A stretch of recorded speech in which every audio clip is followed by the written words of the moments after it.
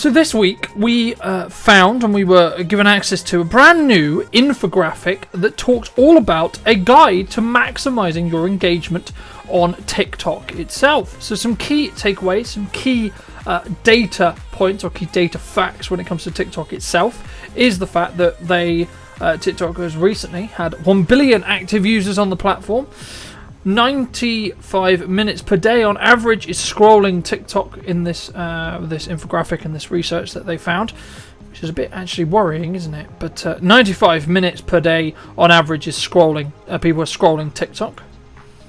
90% of TikTok users use the application on a daily basis, and 70% of you just say that TikTok content helps them discover new products and brands. The infographic specifically shares that likes and comments are, when received on a video, are more likely to show them to a wider audience. Some other factors to consider are, of course, watch time, shares and follows, but don't overlook your captions, your hashtags, and whether you're planning to use trending audio, as using popular sounds can boost your video's views by up to 30%.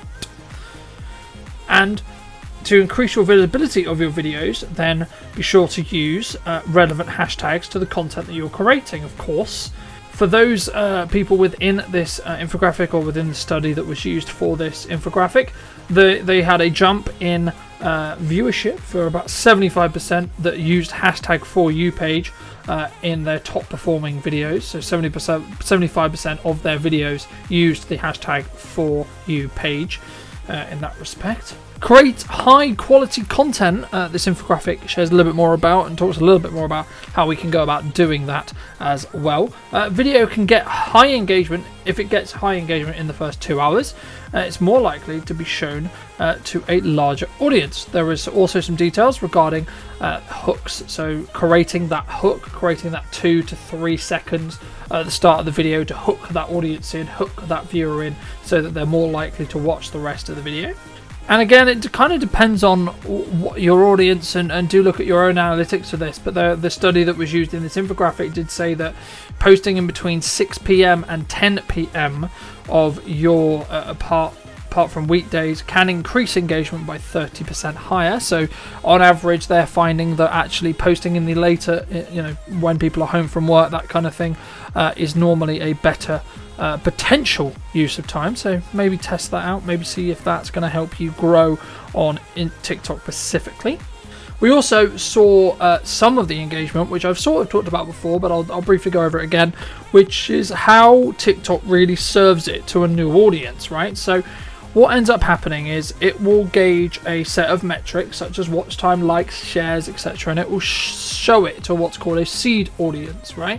Which is your first set of audience, or your first views, or your first viewership. And normally that's why you see quite a lot of creators be stuck on like 200 views, 400 views, those kind of things. It's normally multiple of 200, because the first seed audience will be around 200 users or so. And depending on what happens to those users, depending on what happens to their, that video's watch time, that video's shares, those likes, those comments, etc., how much engagement that video gets on this potential social graph, because it does seem as if that TikTok is moving closer to using a level of social graph here, by the sound of it, from what this study found, which I found quite interesting, because it is counter opposite to what we've always said, which is that Instagram is an interest-based graph, right? So you're going to be served content that you're interested in, but because we're looking at these social metrics, because we're looking at these watch times, if you are gaining what we could good performance, right? We don't know what the definition of good performance is, but if the reaction is good, then it will serve it to a new audience, right? Which will be of a similar size to the seed audience, and then the cycle repeats until it runs out of traction. So how stuff goes viral is it will keep getting served to new audience after new audience after new audience after new audience after new audience, and then it will just continue to, because each time when it serves it to a new audience, it will compound that effect. So it's going to be, say, 200, 400 new people, then 800 new people, then 1200 new people, etc., right, all the way through.